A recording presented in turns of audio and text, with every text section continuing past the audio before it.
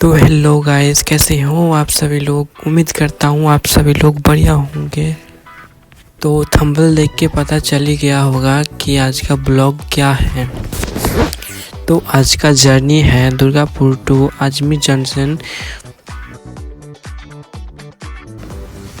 তো প্রথম কথা হচ্ছে যে আমরা ঠিক মতন যে ট্রেনটা পাবো ভেবেছিলাম, যে গাড়িটার জন্য আমরা এসেছিলাম, যে ডাইরেক্ট একদম আজমির জংশনে নামবো, সেই ট্রেনটা কিন্তু মিস হয়ে গেছে। মানে যখন দেখি তখন দেখছিলাম যে হ্যাঁ ঠিকই ছিল, কিন্তু যখন আমরা দুর্গাপুর স্টেশনে পৌঁছাই তখন দেখছি যে সেই ট্রেনটা এখন ক্যান্সেল করে দিয়েছে।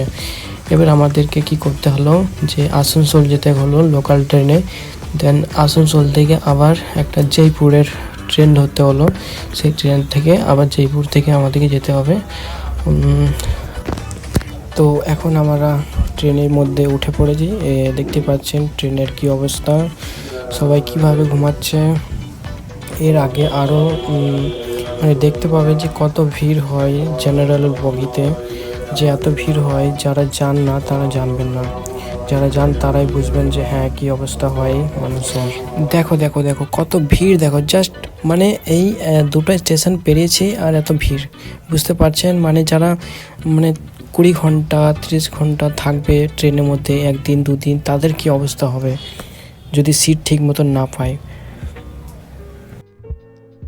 পৌঁছে গেছি অনেক মানে সহ্য করার পর আমরা ফাইনালি পৌঁছে গেছি এখন আজমির জংশনে। এখানে পৌঁছে গেছি, স্টেশনের মধ্যে আছি এখন।